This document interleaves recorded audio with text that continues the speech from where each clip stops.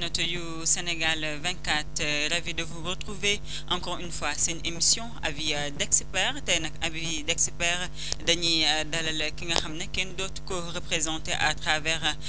li nga xam ne moo di média yi mu di monsieur Saourou Sène moom mi leen nag di monsieur Sène moom la ñuy dalal ka jëmm ji nag nekkoon na fi li nga xam ne moo di secrétaire général bu SAEMS mais également nekkoon na fi conseiller auprès du président Macky Sall, le président sortant. Sans plus tarder dañ koy bàyyi mu nuyu internaute yi nga xam ne moo di internaute yu Sénégal 24 monsieur Saourou Sène maa ngi lay nuyu di la dalal jàmm ci émission avis d'experts. Oui, merci Adama. Merci d'abord pour l'invitation. Profiter occasion aussi nuyu tous les travailleurs sénégalais, à commencer par les travailleurs de Sénégal 24. Souhaiter leen déjà pour suba une bonne fête du travail. Bien sûr que maa ngi saluer vos internautes di saluer sénégalais yëpp. di kontaan ci invitation bi. Plaisir la pour dalal la parce que quoi qu'on puisse dire kàngam nga ci wàll bi nga nekk mais monsieur Sène avant ñuy tàmbali li nga xam ne moo di waxtaan bi gëj nañ la gis peut-être que ci paysage médiatique bi mais bu ñu ñëwoon boo ñu mën a ñëwal un peu si sa parcours en quelque sorte nga présenter ñu sa bopp la nga ñuy wax. Waaw, très souvent dañuy wax ni c'est un peu difficile de parler de soi. Mais dinañ ci wax loo xam ne lu Sénégalais xam la. Saourou Sène il est enseignant de profession. Loolu moo tax aussi man je suis davantage connu au niveau du ministère de l'Éducation nationale. Alors foofu nag dafa am un parcours syndical boo xam ne def naa ko ndax syndicat boobu nga xam ne dañ ko évoqué sànq muy le syndicat autonome des enseignants du moyen secondaire du Sénégal le SAEMS yàlla dafa dogal ma nekk membre ci syndicat boobu nekk ci responsable national de 2016 à 2022 te yàlla dafa dogal aussi bi may jël boppu syndicat bi remplacé fa ki nga xam ne mooy Mamadou Lamine Dianté dama waxoon jàngalekat yi je voulais pas être un syndicaliste de bavardage. Parce que li xew dans le secteur de l'éducation mooy que quoi qu'on dise coow li lu mu bëri bëri c'est que les enseignants sont mal payés et qu'il fallait véritablement ñu dem vers des rectificatifs combat boobu nag ma porté ko de 2016 à 2022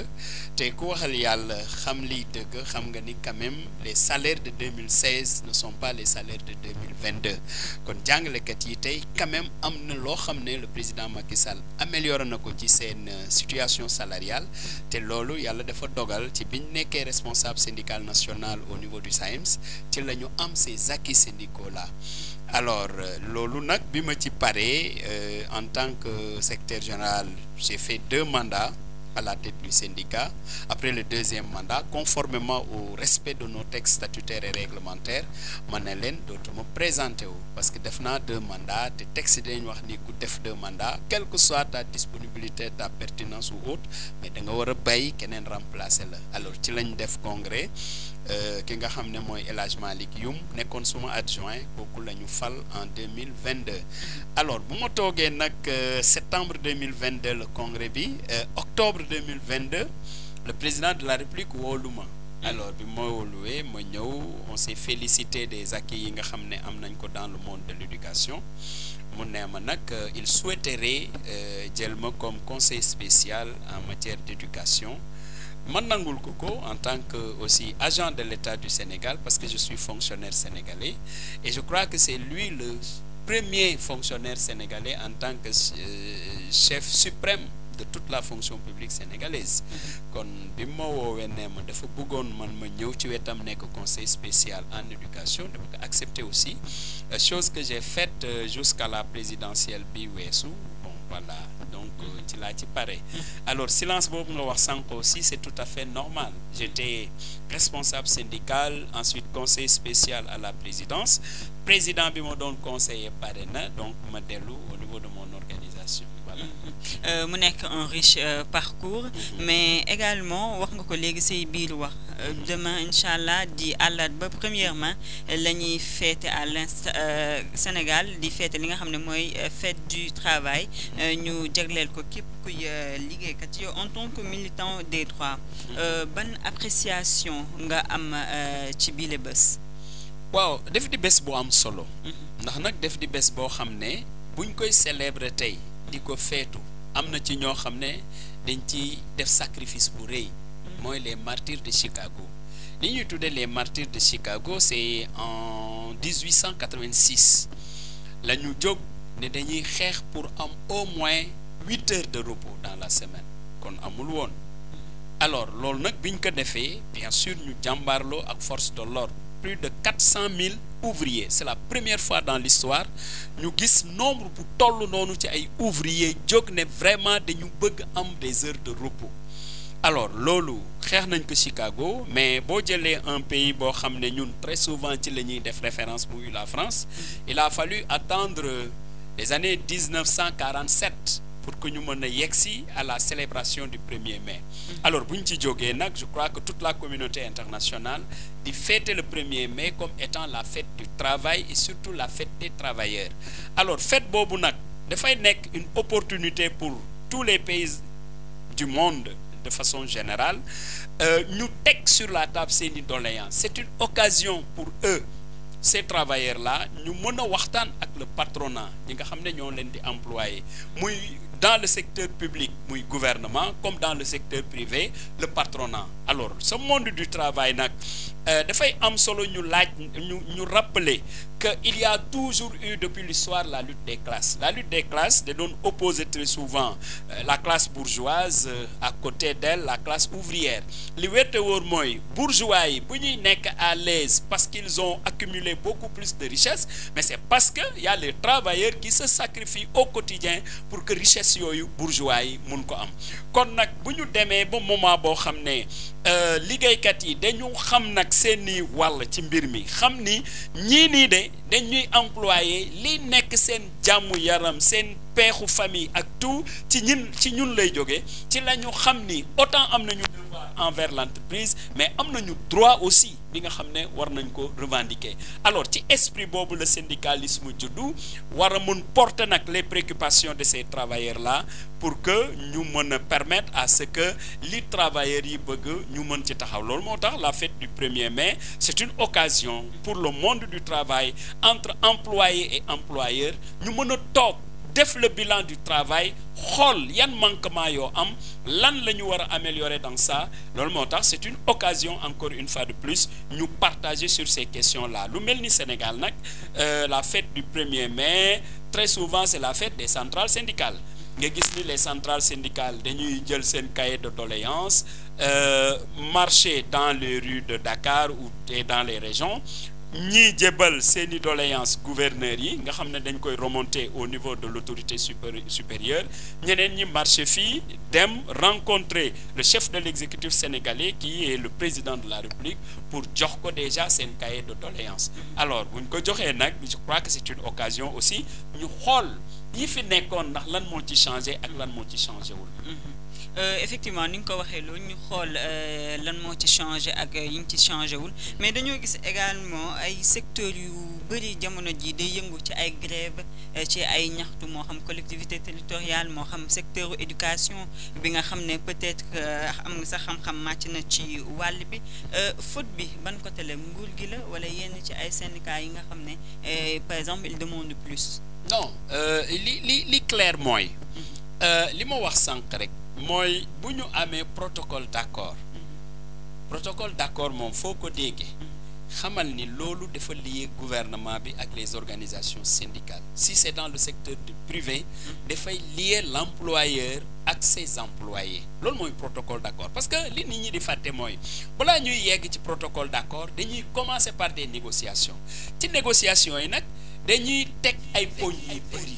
en général la partie syndicale dafay ñëw ak poñ yu bari teg ko sur la table gouvernement bi bu dee dans le monde de l'éducation bi ma xam le plus gouvernement bi dafay wax ni poñ bi d'accord ma ci parce que lii ak lii moo tax waaw syndicats yi aussi ne lii moo tax ñu teg poñ bi te dañ ko war a defee parce que lii ak lii moo tax alors à l'issue de ces négociations sur l'ensemble des points mais dafay am yenn yoo xam ne nag dañ ciy d'accord ñu ne yii de war nañ ko mun jëfe ndax lii ak lii moo tax alors gouvernement bi d'accord effectivement que yooyu poñ retenir na ko pour jëfe ko parce que c'est des points réalistes et réalisables alors nag bu ñu demee ba loolu am ci ci la ñuy door a signer li nga xam ne moom la ñu tuddee protocole d'accord c'est d'accord parti syndical jàpp ne lii la parti gouvernemental jàpp ni lii la comme ñoom ñaar nag ñoo jàpp ni lii nii c'est faisable te dañ ko war a def dans l'intérêt du travail mais loolu nag gouvernement bi daf ko war a jëfee alors souvent nag liy indi jafe-jafe mooy gouvernement bi daf koy wax ba pare am yum ci def am yum ci dul def te damay fàttali ni gis nga un protocole d'accord on ne peut pas à l'intérieur d'un protocole d'accord choisir les points qu'on matérialise et laisser d'autres points qu'on ne matérialise pas gis nga loolu boo ko defee ba léegi respecté au protocole d'accord bi mais nag boo matérialiser tous ces points là ça veut dire que tu as respecté le protocole d'accord bi nga signé ak les organisations syndicales bu loolu amee je crois que jàmm rek moo ciy am man de nag bu amee yi des nga bëggaat ñëwaat ci point yooyu di ci xeex fekk ni yeneen point yu bees juddu nañu parce que nag loolu aussi ça fait partie de l'humain nit ku nekk foo nekk danga fay am soxla ni di progresser di progresser temps yi am nga lii comme acquis beneen temps aussi da nga war a am beneen acquis alors bu dee nouvelle question yi ñëw nag dañu jaxasoo ak yi njëkk yi nga xam ne dañ ko xaatim ba pare te matérialiser wuñ ko loolu mooy indi jafe-jafe yu bëri voilà. waaw loolu mooy indi jafe-jafe yu bu nekk moo di le président Macky Sall mun nañ xam ci ce temps yenn défi yi nga xam ne éducation bi jot na ko am mais également yenn réponse nga jot a préconiser. oui xam nga bi ma nekkee conseiller à la présidence c'est à partir d'octobre 2022. Quand même il m'arrivait de faire des notes sur la situation surtout de l'école que je connais très bien. Je sais très bien que bu dee noter rek ak wax la question du décret qui règle la situation des décisionnaires wax nañ ci waxaat ci question bi nga xam ne moo concerné aussi le corps des administrateurs scolaires la question des passerelles professionnelles le décret qui doit mettre fin à l'existence des maîtres contractuels en éducation physique ci question yooyu yëpp dañ ci doon waxtaan ak président di ko ci yónnee ay notes pour que ñu xam qu'est-ce qu'on doit faire pour dépasser ces questions-là ci li ma jàpp mooy que bien sûr que am na yoo xam ne mun naa ko wax am na yoo xam ne je crois que par éthique et par respect du jar ma yegg ci parce que très souvent on dit qu'un conseiller ne doit pas être audible li muy wax ak ki muy conseiller diggante mag moom la waaye ci li ma jàpp mooy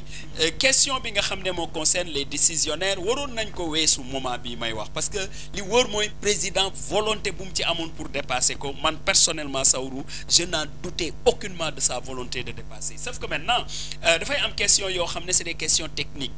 il faudrait que les ministères concernés notamment la fonction publique en rapport avec le ministère des Finances ñu mën ci travailler ba xam ne lii mooy régler la question parce que la question de comment dirais-je des décisionnaires c'est pas une question aussi facile qu'on le pense parce que c'est des décisionnaires yoo xam ne bu ñu changer seen situation day nekk même situation à peu près que les fonctionnaires loolu nag dafay am conséquence salariale sur la masse salariale sénégalaise boo xam ne gouvernement bi dafay am un besoin de la maîtriser toujours cette masse salariale mais yeggoon nañ ci situation boo xam ne daf ay propositions yoo xam ne vraiment daf lay changer seen situation parce que nag c'est une situation aussi intenable les décisionnaires boo nekkee décisionnaire ba ñëw à la retraite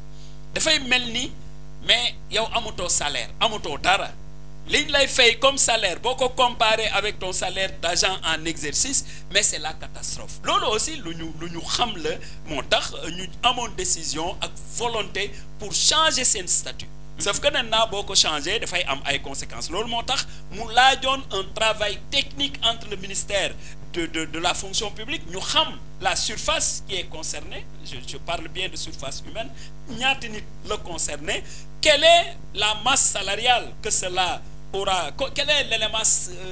le volume salarial que cela va entraîner au niveau des finances publiques loolu yëpp aussi dañ koy teg sur la table beneen élément bi mooy boo d'accord ni ñoom dañ leen war a reclasser très souvent les reclassements dafay demander ay rappel waaye loolu aussi dafay laaj ñu discuter ak les concernés pour que ñu mën a xam ni peut-être bu ñu bëggee mbir mi gaaw du ñu exiger ay rappel yooyu yëpp def di ay waxtaan yoo xam ne si on avait le courage à deux mains d'affronter la situation, tous les partenaires nous toquent, je crois que nous avons dépassé. La question des maîtres contractuels aussi, mais nous sommes d'accord, comme ils servent dans le moyen secondaire, il faut qu'on crée le corps des PCMG en EPS, comme nous avons un corps, comment dirais-je, des PCMG en mathématiques, en français ou autre. Là aussi, c'est un travail technique que cela demande avec la volonté des ministres concernés. Mais encore une fois de plus, dafay mel ni daal gars yi parfois les ministres ou autres dañuy bëri ay préoccupations tellement que question bi nu mu sensibiliser ci yow nga xamee ko noonu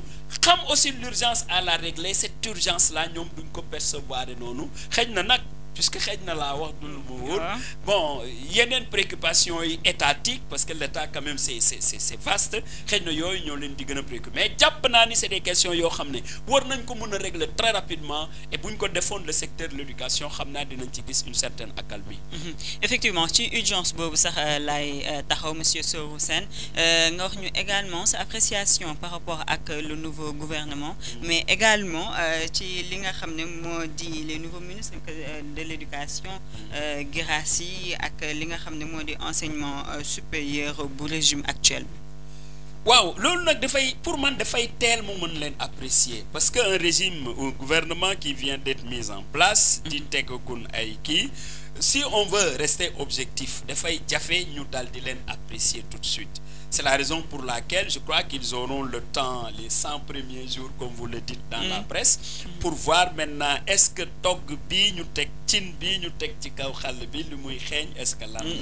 ndax neex na wala neexul loolu moo tax je crois que daal en bon citoyen sénégalais wax dëgg en patriote sénégalais responsable je leur souhaite tout le succès du monde pour la bonne et simple raison que ce que j'ai noté c'est que le résultat de l'élection donne une profonde aspiration au changement loolu moom kenn mënu ko natable kon comme sénégalais dañ bëgg changement ba nommé gouvernement bu bees régime bu bees li ñuy xaar ci régime boobu rek na fàttaliku à tout moment et à toute heure mais cette volonté des sénégalais d'aller vers des ruptures profondes te jàpp naa ni dans le sens positif bien sûr du terme parce que nag qu'on le dise ou pas aussi le président Macky Sall a beaucoup fait au Sénégal il suffit de sortir de votre salon là pour se rendre compte de l'effectivité en tout cas de tout le travail que le président Macky Sall a fait en termes de bilan physique constatable par les acteurs. Alors, bu dee l'actuel régime nag def na plus que Macky Sall je crois que c'est le Sénégal qui gagne et si le Sénégal gagne mais nous tous Sénégalais ñun ñoo ciy gagné moo tax aussi nañ leen ñaanal yàlla observer leen que ñu mën a teg li nga xam ne moom la ñu promettre Sénégalais yi te loolu jàpp naa ne xëy na bu ñu ko defee en termes de réalisation et dans tous les domaines mais Sénégal rek moo ciy gagné te bu ci Sénégal gagné tous les Sénégalais yi gagnent. Et si nomination Guirassy bi. Bon Guirassy vous savez c'est un agent c'est quelqu'un qui connaît très bien le secteur de l'éducation pour moi. Parce qu'il a une école de formation que tous les Sénégalais connaissent de par la crédibilité de cette école. Et je crois que c'est quelqu'un qui est humble. Parce que xam nga boo nekkee en contact avec un secteur comme celui de l'éducation li nga fay njëkk a jànge ci man Saourou li ma jàpp mooy l'humilité boo humble nag nga war mën a déglu tous les acteurs c'est pourquoi de ce plateau je lui conseille vivement de rester en étroite collaboration avec les organisations syndicales et de les écouter souvent parce que am na ñu bëri nekkoon ministère de l'éducation nekk fa ministre bokk na ci li leen yàqal ñu jàpp organisation syndicale yi comme des adversaires les syndicats ne peuvent pas être des adversaires c'est des acteurs de l'éducation c'est des gens qui ne connaissent que l'éducation et qui ne travaillent que dans l'éducation rawatina mais les enseignants et je le dis encore une fois de plus depuis 1960 je considère que les enseignants étaient les sacrifiés de la fonction publique parce que dans le secteur de l'éducation tous les cadres sortent de là-bas que ça soit de bons journalistes que ça soit de bons médecins, de bons ingénieurs, de bons magistrats, de bons avocats, mais tout ce monde-là vient de l'école. Cette école-là, si ces gens-là sont pertinents, capables, mais c'est parce qu'ils auront certainement été suivis par des enseignants pertinents et capables. Alors ces enseignants-là ne peuvent pas continuer à être les dénoms de la face de la fonction publique. C'est la raison pour laquelle, à un moment donné, on a dit basta. Il faudrait qu'on revienne sur le système de rémunération des agents, notamment des enseignants. C'est lolo quand même, dit qu'au président Macky Sall comprendrait, tu le changes la situation des enseignants sur le plan salarial. Ça c'est le premier pas. puisque c'est un premier pas, je crois que l'actuel régime fera le deuxième pas. Et s'il le fait, évidemment, bien sûr que day baax ci jàngalekat yi te awma ci doute parce que l'actuel premier ministre du Sénégal, Cheikh Ousmane Sonko, mais daf ko doon wax am na benn vidéo bu ñu partagé boo xam ne dañuy teg Sonko teg Saourou en tant que syndicaliste. On disait à peu près la même chose sur la situation de l'enseignant. Il était profondément convaincu que les enseignants étaient mal payés. Comme le président Macky Sall a fait un pas, lui pour son gouvernement, warul xaar jàngalekat yi laaj ko le deuxième pas. Et s'il fait le deuxième pas, je crois que ça participera aussi à stabiliser le système. Te stabilité boobu nag madame Sène soxla nañ ko parce que bu ñu bëggee un enseignement de qualité, il faut avant tout un système stable. te bu système bi stable jàngalekat yi gis seen bopp ci seen liggéey, on aura d'excellents résultats au Sénégal parce qu'il n'y a pas plus patriote qu'un enseignant, il n'y a pas plus généreux qu'un enseignant. Le système est-il stable? Non, pour le moment, bon, il est, disons, plus ou moins stable. Parce que li wér te wóor mooy Guirassy a rencontré, monsieur le ministre Moustapha Guirassy a rencontré les syndicats. Je pense que dans les premiers moments ou les premiers gestes, c'est de mettre sur la table le protocole d'accord, ñu xool ci lan la ñu réaliser, lan la ñu matérialiser, lan la ñu matérialiser gul, et le temps étant une continuité, mu wax leen de façon très claire en rapport avec la fonction publique, qu'est-ce qu'il faut faire pour que très rapidement ñu matérialiser le reste. Xool aussi les nouvelles questions, parce qu'à chaque fois qu'il y a des nouvelles questions. Tout à fait, wax nga ko léegi Guirassy recevoir nga li nga xam ne moo di waa G7 ngir discuter ci yenn ci ay réformes yu gën a urgentes actuellement. Mais yow ci sa xalaat ministre bi lan moo war a nekk priorité am. Gis nga la priorité des priorités. C'est de se rendre compte qu'au Sénégal il y a un déficit d'enseignants. te mënuloo évoquer qualité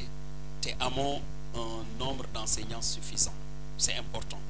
Le deuxième élément, c'est les abris provisoires, le cadre dans lequel ces enseignants évoluent. Le président Macky Sall avait un programme zéro abri provisoire. Je rappelle quand même à son arrivée au pouvoir, il avait trouvé plus de 6000 abris provisoires. Je crois qu'il en a fait. L'actuel gouvernement doit continuer à aller vers l'éradication complète de tous les abris provisoires. Le troisième élément, c'est qu'il y a des questions que les syndicats textent sur la table. Et c'est une surpriorité. La question des décisionnaires, il faut que nous réglions définitivement. La question du corps des PCMG en EPS, il faut nous régler. Et ensuite, nous devons calmer les enseignants, nous consacrer scrupuleusement à leur travail. Il faut nous regarder qu'est-ce qu'il faut améliorer dans leur situation salariale. C'est une promesse. Et il ne faut pas attendre que les enseignants reviennent sur ça pour que nous ayons des difficultés. Donc, lolo, je crois qu'il faudrait que priorité yoyu gouvernement bi xol ko xam naka la ci mëna anticiper avant que grève di am et japp na ni lolu buñ ko défé mais il se peut que grève baña am dans le secteur. Espérons grève baña am ci secteur mais également le ministre mom japp na né dafa wara améliorer li nga xamné modi système mais pas di indi ay réformes en profondeur ci buñ sukkandiko ci mom ab transformation systématique lañuy wara évaluer mais lolu est-ce que d'accord nga ci li ñu mel rawatina système éducatif wala sax en général société éducative bi. Oui, gis nga lolu mo wax c'est des questions qui doivent mobiliser toute l'intelligence sénégalaise. Lolu du comment c'est-à-dire il y a des questions qui méritent quelque chose qui ressemble aux états généraux de l'éducation. Je ne veux pas appeler ça états généraux de l'éducation puisque def nañ ko. Je ne veux pas appeler ça concertation sur le secteur de l'éducation puisque def nañ ko. Tout à fait. Xam nga bu dé waxtaan rek tok ak les acteurs. Sénégal mom nous sommes très forts sur ça. Le problème moy li nga xamné buñu waxtané ba tann ko tek ko naka lañ koy jëfé, c'est ça le problème. Parce que li ñëpp xam tay moy que l'école sénégalaise doit être en termes de programme mais réformée en profondeur. Les programmes sont caducs. Manam buma ko doon wax ci wolof ni dama lay nane programme yi dañ leen dépasser. Parce que li ñuy jangal xalé yi tay mais ñun buñ nekké élève lool lañ doon jang. Alors que suñu époque ak époque bi y a quand même des pas de géants en termes d'évolution technique, technologique, même artistique. Même notre littérature doit évoluer parce que la thématique même évolue. C'est la raison pour laquelle si nous voulons une école sénégalaise au service du Sénégal, une école qui porte notre identité, une école qui nous porte aussi vers le monde, parce que Senghor parlait d'enracinement et d'ouverture. Qu'est-ce que vous nous béguez une école sénégalaise et non une école au Sénégal? Il faudrait que cette école se départisse des stigmates de la colonisation. Parce que le programme du Boko Kholété, c'est un programme colonial. Mais là, la faute à qui? Non, c'est le système de façon globale. Li gira si waxtema d'accord ci. Moi que gis nga ci programme yi dina am yu ñu changer quand même. Parce qu'on ne peut plus continuer à parler aux enfants sénégalais de Molière, de Guy de Maupassant, de Racine, de Corneille, alors que xalé yoyu xamuñu kan moy Cheikh Ahmadou Bamba Khadimou Rassoul. Xamuñu kan moy Mame Aladji Malick. Xamuñu kan moy le grand savant Cheikh Anta Diop. Xamuñu même le cardinal Hyacinthe Thiandoum. Kon notre école doit nous parler et mettre en exergue ces hommes de valeur. Yo xamné ñun ñoo leen mom, ñun ñoo leen wara titero, ñun ñoo leen wara offrir au monde. Gis nga Cheikh Ahmadou Bamba Khadimou Rassoul ou tous ces chefs religieux. On ne peut pas les privatiser. C'est des valeurs nationales que tout le monde doit porter et l'école doit commencer par les faire connaître à tout le monde. L'autre élément, c'est que avec l'évolution technique et technologique, notre école doit épouser ces éléments-là. Mënuñu dem war nañu mëna dem école fekk fa tout ce qu'il y a comme éléments techniques et technologiques. Xalé yi gën ci formé wu parce que l'avenir c'est ça. Ensuite, amna fenn fo xamné le président Macky Sall commencé won nako té man naw ko ci trop la formation professionnelle et technique.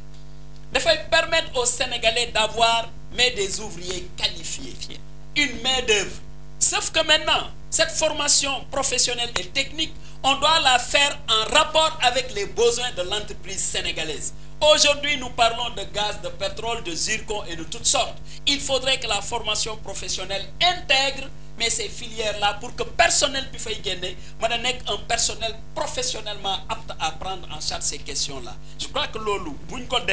on aura une école du Sénégal au service du Sénégal. Ensuite, je vous dis une chose, l'élève sénégalais, en terminale, il vous parle de tout du Japon.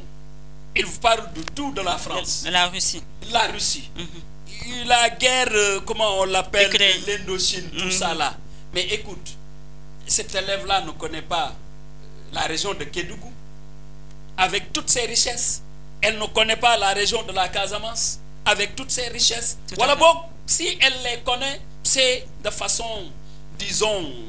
pas très approfondie par rapport à la géographie et par rapport aux éléments que la région offre. C'est la raison pour laquelle aussi dans la réforme de ces programmes-là, il faut am solo pour que nous soukali mbeymi et tout,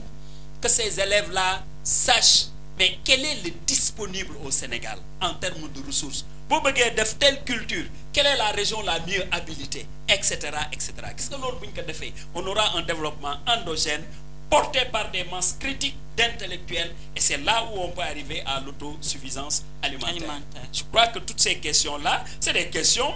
ça interpelle directement l'école sénégalaise et la formation de l'élite, comment dirais-je, sénégalaise. Monsieur Soro Sène, accord mun nañ tek ay accord mais li jafé moy ñu respecté ko gis nañ régime bi nga xamné mo fi nekkoon sous Macky Sall amna ay accords yi nga xamné tek nañ ko mais peut-être yalla dogal na matalé wuñ ko est-ce que xalaatoo ne li ni mel mën na dal régime bi fi nekk actuellement comme nga régime bi fi nekk comme ni ma la ko waxee sànq dama parfois amul habitude de spéculer té awma habitude aussi di wax ci li ma wóorul et je refuse d'être un oiseau de mauvais augure. Comme c'est un nouveau régime, même pas encore 2 mois, ça va être difficile pour moi d'envisager quoi que ce soit les concernant, aussi bien en bien qu'en mal. Sauf que je peux leur souhaiter plein succès dans l'intérêt du Sénégal et des Sénégalais.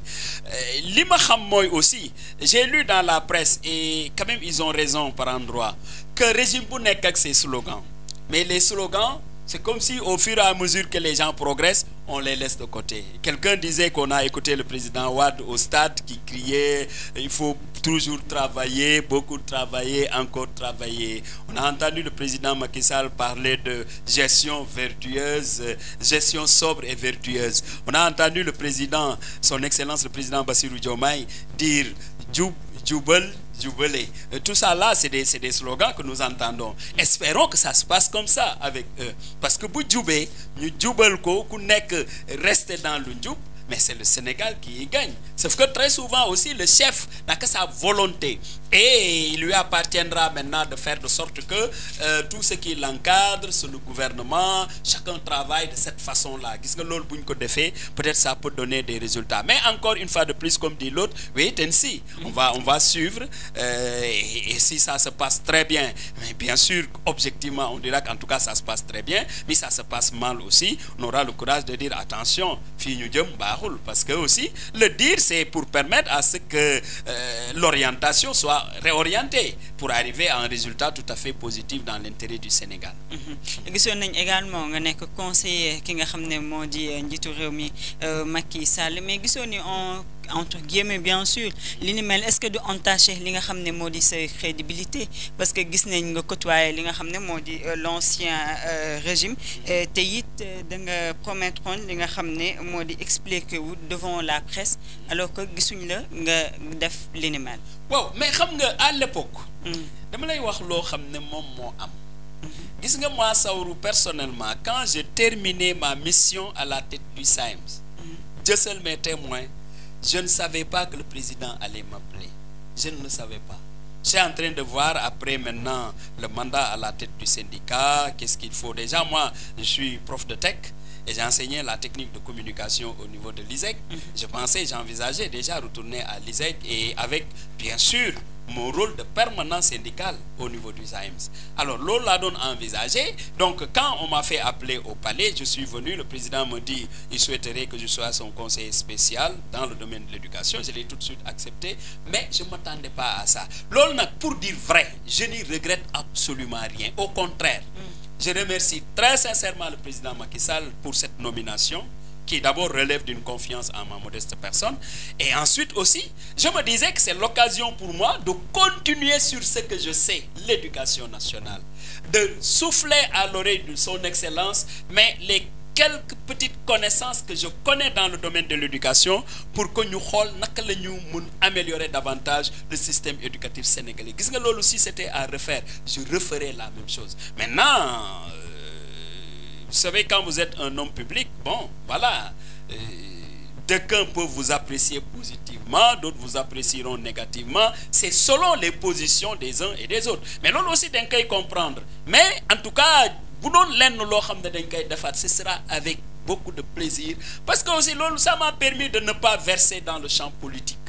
mais de rester dans le champ de l'éducation. Et le président m'a donné cette opportunité-là. Alors, ceux qui me voyaient à ses côtés comme politiciens ou autres, ils ont fait fausse route. Parce qu'ils étaient en tant que professionnels de l'éducation et ça m'a beaucoup plu.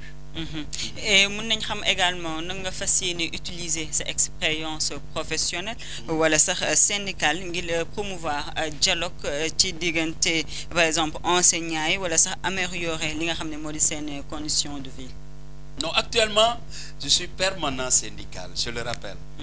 Et j'ai comme secrétaire général Elhadji Malick Youm. Je leur ai dit déjà à la dernière commission administrative qui a regroupé tous les départementaux que j'ai terminé ma mission à la présidence. Je reviens dans mon organisation syndicale. Si l'État du Sénégal m'appelle à autre chose ou que je dois faire d'autres activités, mais bien sûr, je les ferai. Mais je suis un citoyen sénégalais aussi qui a sa totale liberté. D'accord, mais tamit ñu ngi xaar ci yow nga dugal sa loxo bu baax ci enseignement peut-être nga indi sa touche personnelle xool nag nga jàppale ñi nga xam ne moo di les enseignants. Oui, mais lolo, ça dépend de la mission que mon syndicat m'offrira. Si mon syndicat me demande de faire ceci ou cela, sans me compromettre, bien sûr, mais je pourrais le faire. Ça ne dépend que... Et je ne suis pas le seul ancien secrétaire général du SAEMS. Je crois que Mamadou Lamine Dianté est ancien secrétaire général du SAEMS. Mbaye Falley est ancien secrétaire général du SAEMS. Je suis le troisième. Donc, je fais comme ces derniers-là dans le syndicat en tant que permanent syndical. Maintenant, si le devoir m'appelle pour faire ceci ou cela, aussi bien sur des questions politiques au niveau pouvoir, tout comme au niveau de l'opposition, mais je dis que Saourou est un citoyen sénégalais libre qui apprécie à chaque fois qu'on lui présente quelque chose et prend ses responsabilités par rapport à ça.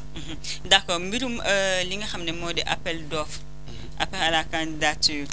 gis nañ ne vraiment bokk na ci li nga xam ne ñëpp a ngi koy waxtaanee fii ci Sénégal loo ma ci mën a wax. gis nga loolu li ma la ci mën a wax mooy nga laaj ñi nga xam ne gis nga ñi nga xam ne ñoo ni woon Sénégal bu ñu yegsee dañuy def appel d'offre te defuñu ko mooy le pouvoir non oui ñooñu bu ñu boo fexee ba am ci kenn ñu toog fii nga laaj leen question boobu mais ci yenn ci ay promesses yi man ci li ma lay gën a laaj sax mooy li nga xam ne moo di le secteur de l'éducation foofu laay waxee est-ce que par exemple yooyu appel d'offre yow dal na sa xel si oui pourquoi sinon it pourquoi. xam nga madame y a une chose l'État c'est du sérieux tout à fait bien sûr c'est du sérieux loolu moo tax quelles que soient les situations ce qui fait qu'on puisse vous considérer comme un homme d'État c'est que booy wax ci État ku la déglu xam ni yow normalement ku xam État nga mais la première des choses que je retiens de l'État c'est que c'est du sérieux tout à fait quelle que soit mon ambition de vouloir diriger je dois rester réaliste je dois avoir un langage de vérité vis-à-vis de mes futurs administrés loolu nag dafay laaj poñ boo laal domaine boo laal da ngay naan man bu ma ci yegsee nii laa koy defee ndax lii ak lii moo tax faisabilité bi du war a mën poser problème parce que pesé naa ko ba xool ko def les contours xam buñ ci yeggee rek doo ci am jafe-jafe waaye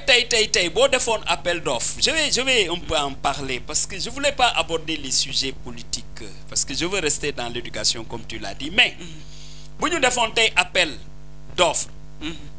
objectivement appel d'offres bi dafa war a concerner tous les Sénégalais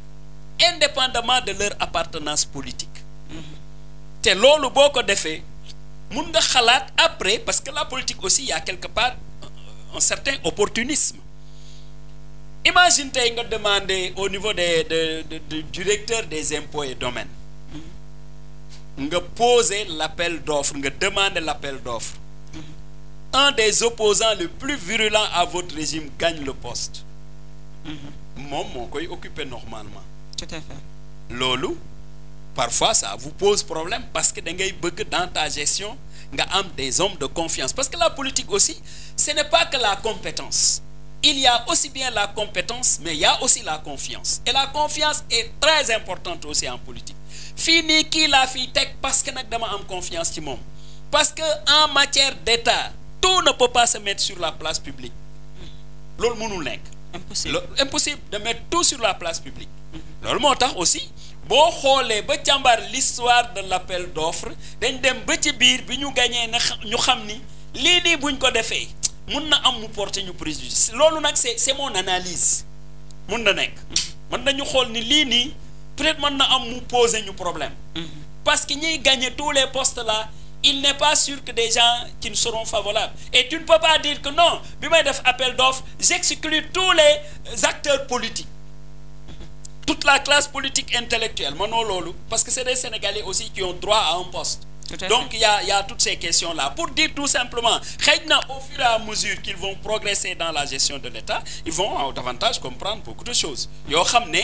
mbir mi boo nekkee ci wet gi di ko seen mun na am nga am xadar bi ak coow lu bëri mais boo nekkee ba ci biir nag nga xam ni l'État c'est du sérieux et l'État ne dort pas di nga toogaat reconsidérer certaines situations xam ni attention lii nii foogoon naa dina yombe nii mais du mun yombe noonu. À l'entame de tes propos également dañoo gis nga wax li nga xam ne moo di yenn ci ay manquements yi jàngalekat di ay enseignants mais au-delà de manquements yooyu au fin fond du Sénégal am na yenn ci ay régions wala yenn ci ay dëkk li nga xam ne moo di école dafa manqué wala sax bu ñuy jàngi il va falloir ñu dox ay kilomètres pour mun a accéder ci li nga xam ne moo di école yooyu noonu yooyu saafara lan mooy par exemple solution ngir permettre yooyu xale ngir ñu mën a jàngaataa parce que tamit yenn kilomètres yi boo ko doxee pour nga jàng wala nga am benn concentration bi sax c'est tout un problème. xam nga li ngay wax nii moi je suis un exemple parfait de ça. Ah ouais. Je suis de Guelor dans la commune de Ndiaganiao. Ok. Gis nga bi may def CI. xale bu ndaw je faisais 4 kilomètres. Ça peut vous paraître irréaliste. Et pourtant, c'est ce que je faisais avec un groupe d'environ 15 enfants, hommes, garçons et filles. Nous, on nous réveillait à 6 heures du matin. Et on arrivait à l'école à 9h30. Mais,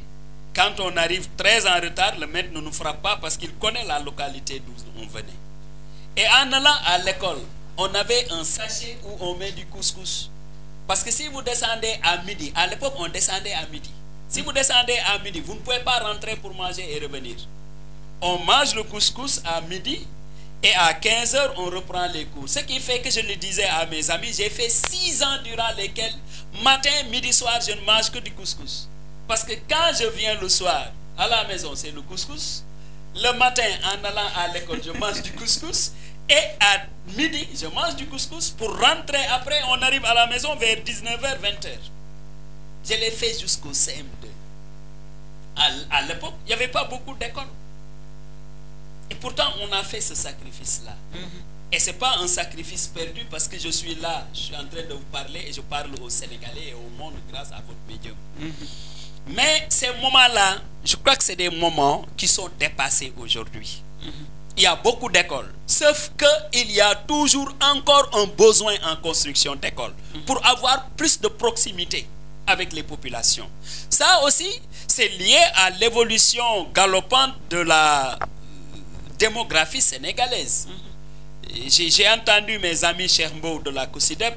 dire qu'il y a plus de 1500 enfants dans la rue qui sont en attente d'éducation. Ça veut dire qu'en termes d'infrastructure, il va falloir encore construire plus. Il va falloir recruter encore plus d'enseignants. Mais il va falloir aussi motiver davantage les enseignants. Parce que si on règle ces questions-là, on aura réglé une bonne partie des difficultés dont les Sénégalais sont confrontés. Le montant, nous avons l'actuel ministre, les chantiers sont vastes. Elles l'ont été sous Abdou Diouf, comme sous Senghor ou sous Abdoulaye Wade. Et ils sont restés vastes sous Macky Sall, ils sont restés vastes sous le président Bassirou Diomaye aussi. Et il faudrait qu'on se rappelle maintenant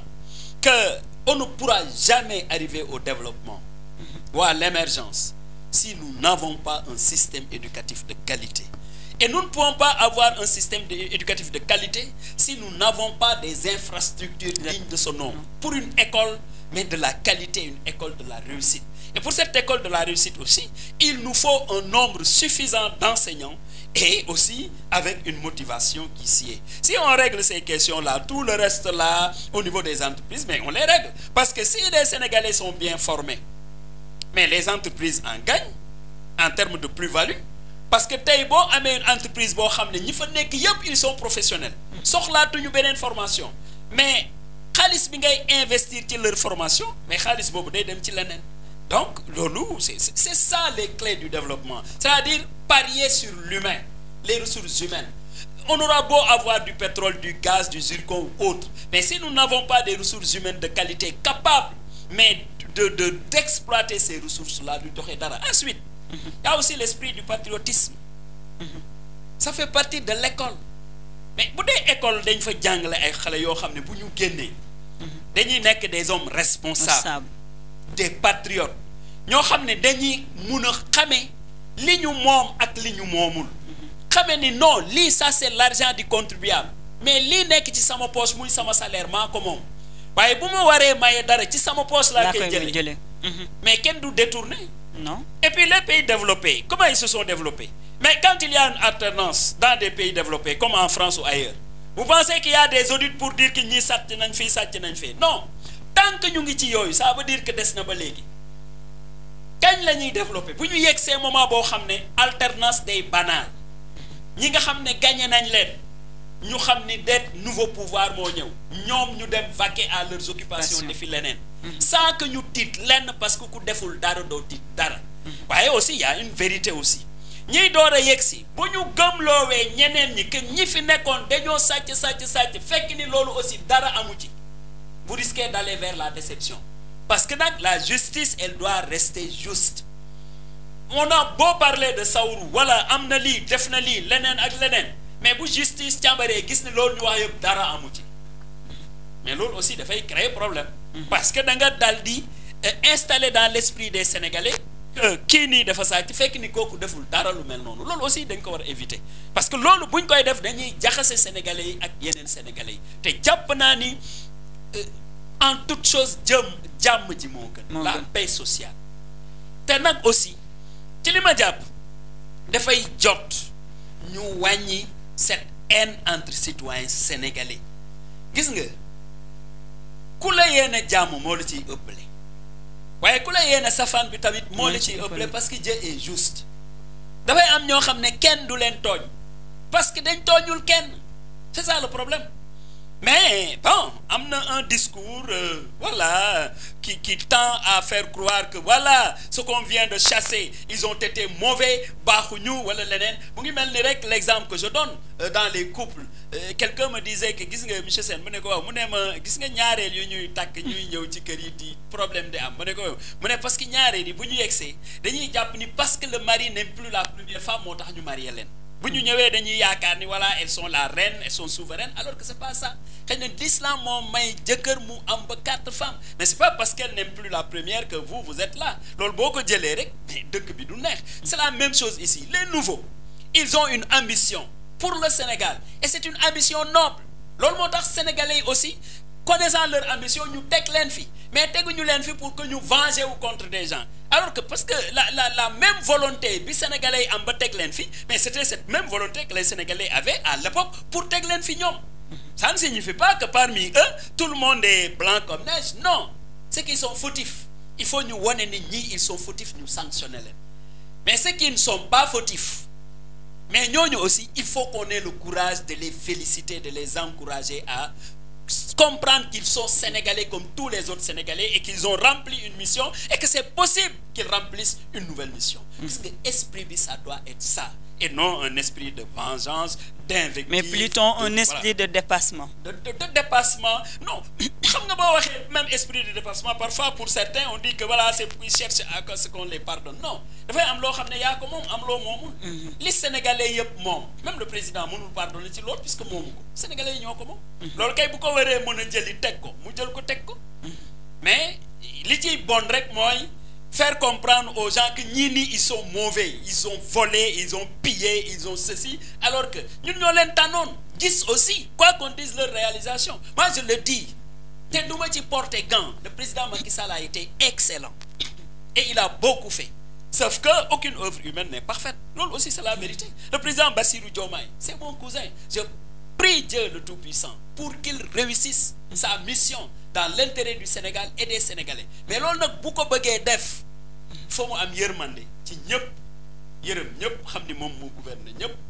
ñi nga xam ne ils sont fautifs ñu wane ne ñii de ils sont fautifs parce que loolu aussi ça donne l'exemple aux autres qui sont là qui viennent d'arriver pour que ñooñu mën a inscrire dans une bonne gouvernance gis nga yooyu buñ ci yegsee ba defee ko nuñ ko war a defee alternance dina mos a am te duñu topp kenn dañuy wax ni dindi nañ leen parce que on veut changer de programme un point c'est tout les pays développés c'est comme ça mais bu dee nag à chaque alternance c'est comme si ceux qui viennent de quitter ils sont tous des voleurs ils sont tous corrompus ils sont tous ceci ou cela ça veut dire que bon c'est le tour des gens de Macky Sall demain c'est le tour des gens de Bassirou Diomaye ainsi de suite et à partir de ce moment d'ailleurs on n'élira pas un président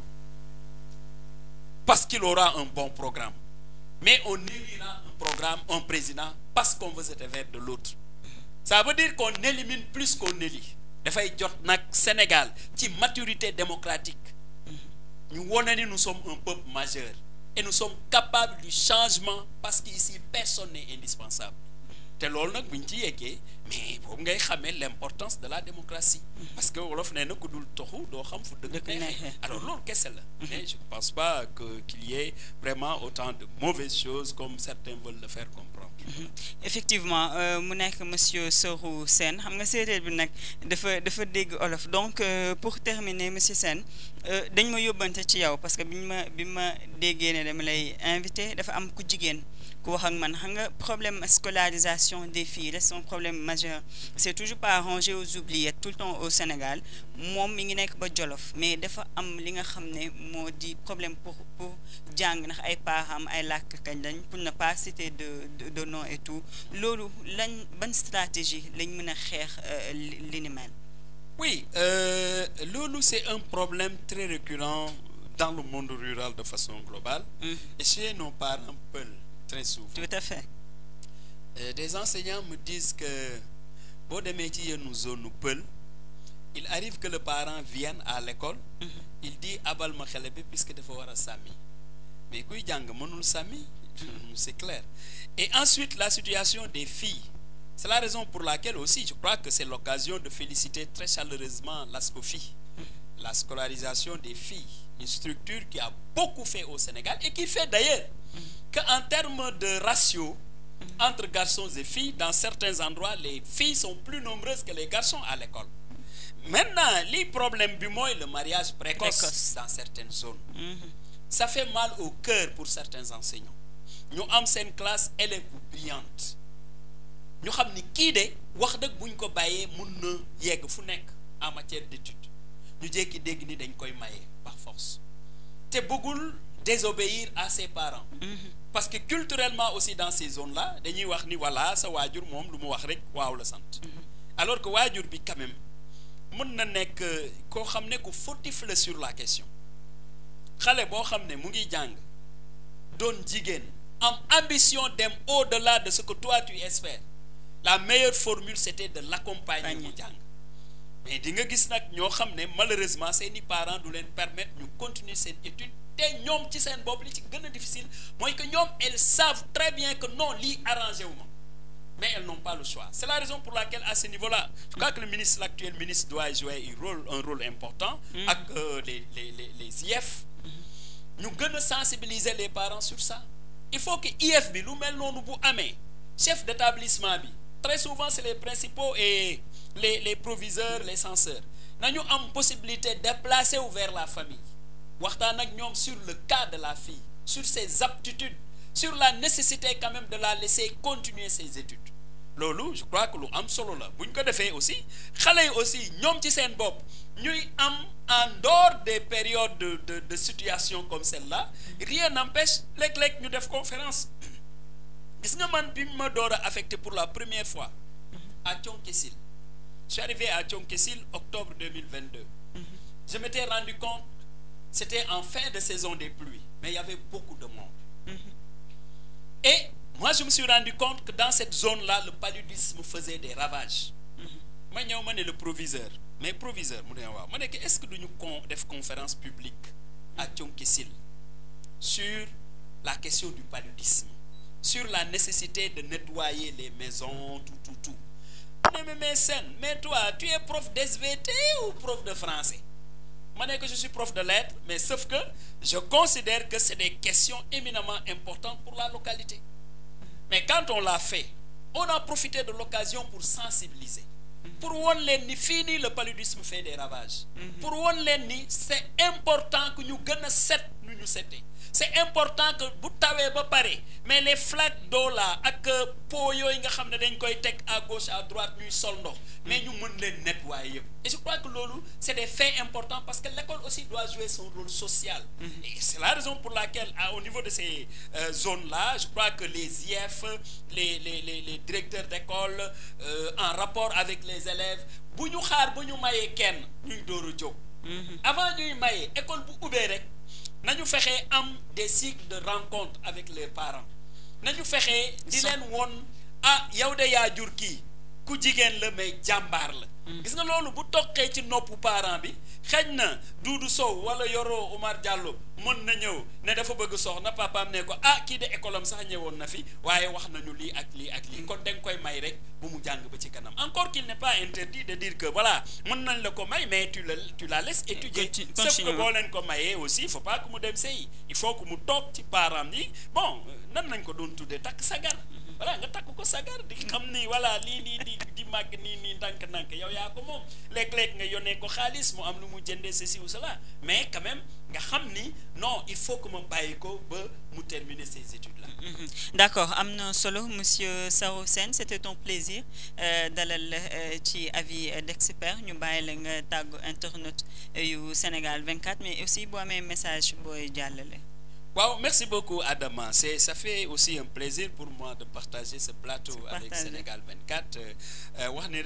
C'est très important les questions d'éducation. Le montage aussi, vous en tant que médium, vous êtes une école déjà. Je crois que c'est important que de temps en temps, il y ait des émissions sur l'éducation, les situations dont les enseignants sont confrontés, les parents, des situations de cette nature. Rien n'empêche à ce qu'une bonne serrère puisse déplacer sa télévision dans le Fouta, tasser ces esclaves-là, réveiller. Nous avons la nécessité quand même de maintenir les enfants à l'école. Dire aussi par rapport à la nouvelle équipe, parce que depuis Bignégé, c'est ma première sortie dans la presse. En tout cas, moi, je leur souhaite plein succès, parce que nous avons succès, le Sénégalais a succès. De voir aussi dans une république, il y a un pouvoir, il y a de l'opposition aussi. Il faut que l'opposition soit responsable, qu'elle soit une opposition républicaine, sans cruauté inutile, ni faiblesse coupable aussi, par rapport à la situation du pays. Je crois que yoy dal buñ ko défé ñu am Sénégal jàmm encore une fois de plus, parce que gis nga bo ñaké jàmm lepp lo doon wut mais di nga ko bayyi ba am jàmm ba paré doora dem ci lolu. Wassalamu alaykum wa rahmatullah. Amna solo di ko remercier bu baax mom monsieur Saourou Sène di ko wax ne c'est un plaisir dalal fi ci avis d'experts, mais également di remercier toute l'équipe technique qui est derrière ndax ñom ñoo mëna japp ci combat bi bam yem, mais it di gërëm bu baax Adja ci réalisation bi. Ami internet yu Sénégal 24 fi lañuy yem ak yéen di leen jox rendez-vous très prochainement ci benen numéro avis d'experts. Monsieur Sène, peut-être je passerai à la caisse, mais il y a mon garçon aîné Alucène qui fête son anniversaire. Je lui souhaiter un joyeux anniversaire. Joyeux anniversaire à Alucène, Pape oui. Alucène. Donc, on te souhaite tout le bonheur du monde, une vie épanouie. Hein? C'est de la part de ton papa chéri, monsieur Saourou Sène. Allez, internaute, on se donne rendez-vous très prochainement. Tu as un numéro avis d'experts.